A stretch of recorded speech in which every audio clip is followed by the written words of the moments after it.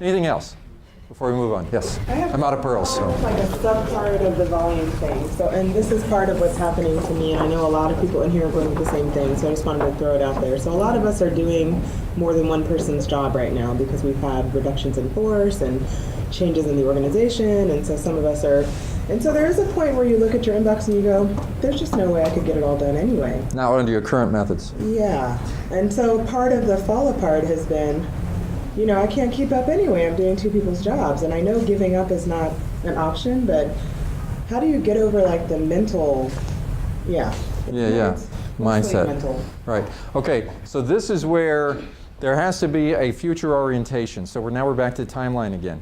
Because in the past, you've never had this much to do.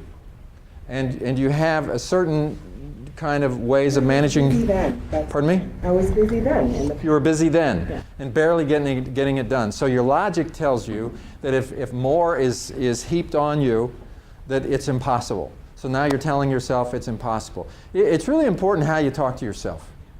Because if you continually tell yourself it's impossible, you're going to become a victim. I mean, just think about it. Somebody's victimizing you. And it's usually them. Them versus us. The them. We know who we're talking about. Management. Them. Them is doing this to us. And you can't help it. It starts to come in on you because them is unreasonable and them is this and them is that. And we start talking about it and pretty soon we're a victim. What is a victim? Somebody who is powerless. There are people who are more powerful than you and they are victimizing you and there's nothing you can do about it. Now it doesn't feel good to be a victim. And a lot of people don't realize that they are making themselves victims. The thing is, there are always, in the world that we live in, going to be things that are subjected on you that you're going to have to deal with. It's up to you not to become a victim in the process. There's always something to complain about. And what is complaining? Complaining is basically saying, I don't like this. Now, I can't do anything to change it, but I'm going to complain about it. Now, even the serenity, for those of you who are alcoholics in the area, you know that you know the serenity prayer. You say it at every meeting. And there's three important things in the serenity prayer. It says, number one, accept the things that you can't change. Don't become victimized by them. And all you're complaining about, it just makes you a victim, okay? Accept the things that you can't change. Okay, then it goes on and it says, have the courage to change the things you can. Now, I can tell you right now that changing your work habits and to be able to do what you've never done before, it's almost like Star Trek, right? To go where no man has ever gone before. You know, it sounds like the USS Enterprise. But that's what we have to do. That's what we're continually called to, is to become more productive. I just started talking about, you know, here we were a couple hundred years ago and people only had to do this much and that was a full day for them. And then we look at what's expected out of us today and we got all these tools and so forth. Time marches on. And what we're expecting out of every individual is that the bar gets raised. We're not asking you to work more hours. What we're asking you to do is to work smarter, and that's a cliche, I understand that, but to figure out new processes and workflow methods in order to do it. Of course you don't know how to do it. You've never done it before. If your reference point is what you've done in the past, you have no point of reference other than to be a victim, because it's impossible.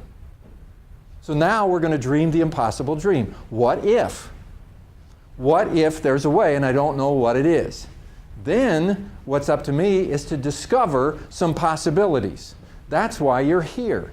Because I'm going to be telling you all day long some things that you've never done before. You don't have any option here except to become a victim. If you're in a situation where you're overloaded, if you don't find some new and better ways of doing things, don't just think that you can do it the way you've always have done it and just do it faster or for more hours. That's brute force. There's got to be better processes. So we find new ways. So maybe in your situation, there's not going to be a silver bullet, but maybe there are going to be a few process changes that you could tweak. Maybe there's some things that you could do in terms of changing your own personal workflow. Maybe there's some things that you could do within your team of strategizing. We're going to do a session this afternoon where we're going to talk about some ideas for team process improvement. And see, for a lot of people, they don't realize how powerful they are. And see, the thing about being a victim is often you don't realize how powerful you are. If you have a good idea, all you have to do is learn how to sell the idea. and talk to somebody else that agrees, and pretty soon a groundswell comes up, and then you go talk to the person who's a decision maker, and by that time it's almost obvious that this is the thing to do, instead of waiting for things to trickle down from the top. I think the best ideas come the other direction.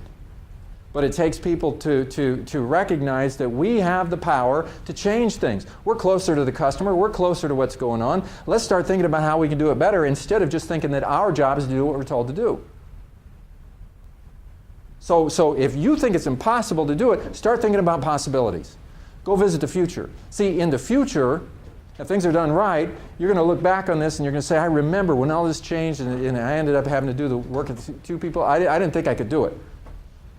But I figured this out, and I figured that out, and I figured this out, and you know what? I feel very powerful because I have figured out how to be more productive, and even if I were someday to leave Sage and go somewhere else, what I take with me is a skill set that I could use anywhere. It's a very powerful thing. You see, and you're going to be there. Believe it. When you can, see, strategic thinking is about creating a future and then figuring out, now that you see what it looks like, and you have the confidence that it's going to be there, figuring out how you get from here to there. The gap between what is and what will be is the delta. That's what we try to figure out. How do we change that? How do we make it better? And there's a confidence because you see it. You know it's going to happen. But see, what happens is when your only reference point is the past, you start to believe it's impossible. And then you think people are unreasonable, and then you get an attitude about them, and then you start to become a victim. So this is a difference between victimhood and ownership, and that's what we are all about here. Is learning how to take more ownership of what we believe is impossible and calling ourselves up to greater levels of productivity, and it makes you feel good when you accomplish it.